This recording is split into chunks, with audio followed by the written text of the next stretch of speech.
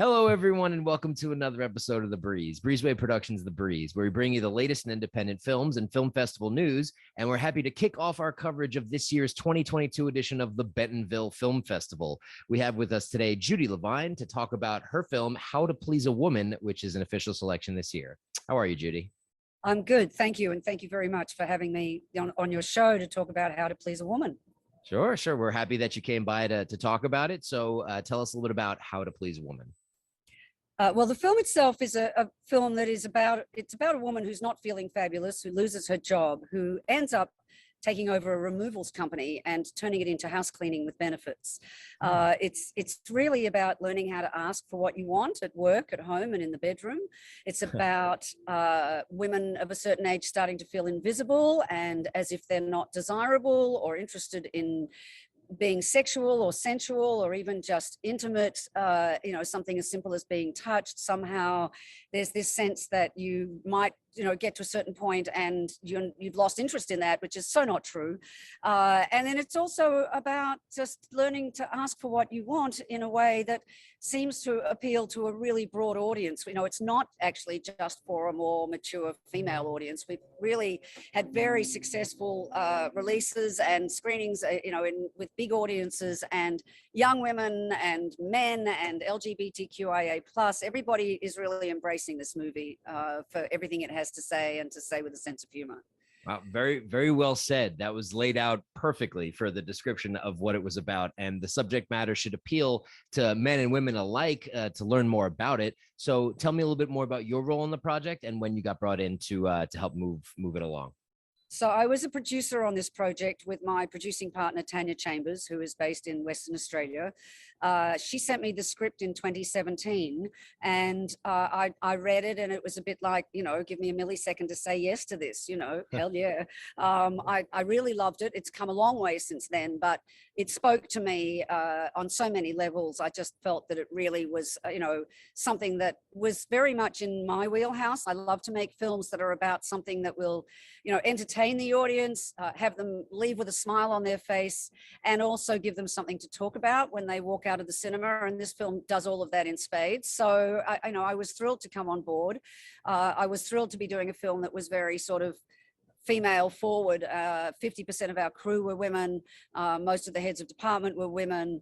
We were telling stories that were about real women. We've got a lot of women in it who are not only sort of comfortable in their own bodies, but actually naked in the swimming change rooms. Wow. So it's about feeling good about yourself, and how can you go wrong? So from 2017, we put together the finance over a period of time, and we're lucky enough to get it up and running in 2021.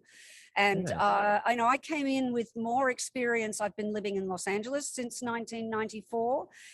So I've worked a lot in the States, and I have relationships now over there with, I have Hollywood relationships with people who are able to, help me with casting and so on and so forth. And I had just made a film which was actually at the Bentonville Film Festival last year called Falling for Figaro. Okay. So I had a connection with a terrific British casting director, and she was able to help us, reach out and in the end, arrive with Sally saying yes to doing the project. So I was instrumental in a lot of that. And then the rest of it was a very collaborative process between Renee Webster, our director. This is her first debut feature as a writer-director. Okay. She's done successful award-winning shorts, and she's done a lot of commercials, award-winning commercials, and some television, but this is her first feature. And the three of us really worked very much as a team all the way through. Sort of there, Tanya and I were there to support Renee and to support her vision. That's how I see my role. And also to be a sort of a sounding board for what she felt good about and not good about. And it was helpful to have three of us, because two people might feel one way and one person another. So that helped to make the division of decision making pretty smooth. Very nice. How it went. Well, that is also a clear picture of how the ball was really moved, and that you have experience in Australia as well as in Los Angeles. So you're able to bridge the gap and then do the filming. Was it filmed in LA or Australia? And how was your experience working in a two country, film? Well, this film was actually entirely Australian, so I went back to do it there, and we Okay. shot it in Western Australia when they basically had no COVID, except a very small breakout of 3 people just before we were to start shooting. So we had to delay our shoot by a day until we got permission to actually go on set and do all the protocol, of course, which we were planning to do anyway. But we did wear masks for 2 weeks of the 5-week shoot. It's all shot in Perth and Fremantle. The women in the film are ocean swimmers, so they're used to getting in the water pretty much every day, and the beaches in Western Australia are to die for. So you see this film and you just want to immediately go and relocate to Perth, Western Australia, or Fremantle, if you don't mind being in some of the most isolated cities in the world. Perth is the most, it's a long way. It's many thousands of miles before you get to any other city from Perth. But we shot it all there. It's entirely Australian cast and crew, except for Sally Phillips, who's British, and for Josh Thompson, who is a Maori Tongan from New Zealand. Tasma Walton is an Aboriginal woman, Perth-based. We were able to bring in some of our cast from out of state, but we had locked borders in Western Australia, so we did bring a few in, and they had to do 2 weeks isolation before they could film. But everybody else is Australian.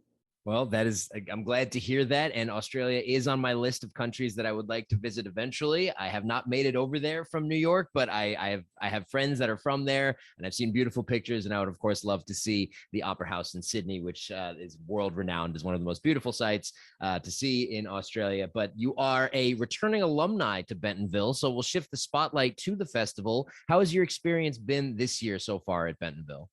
It's been terrific. I mean, I think any of these festivals are wonderful because you really do see a lot of very new, fresh, and inspiring, content. Mm-hmm. And then to be at Bentonville, which is so about inclusivity and giving a voice to people who in the past have struggled to get that voice out, really makes it particularly special. So I was here in 2019 when I didn't have a film, but with friends who had a film here called Be Natural. And then I had Falling for Figaro in the festival last year, but I was in Australia, so I wasn't able to attend. But I'm thrilled to be back. I love it here. The festival is very welcoming. The people are very welcoming. And it's, excuse me, just a great opportunity to talk about what you love and your work and how you're doing with it, and to really exchange great ideas about how other people are managing, particularly in the current atmosphere, where if your film doesn't have the word Marvel in the title, or it doesn't say Lightyear or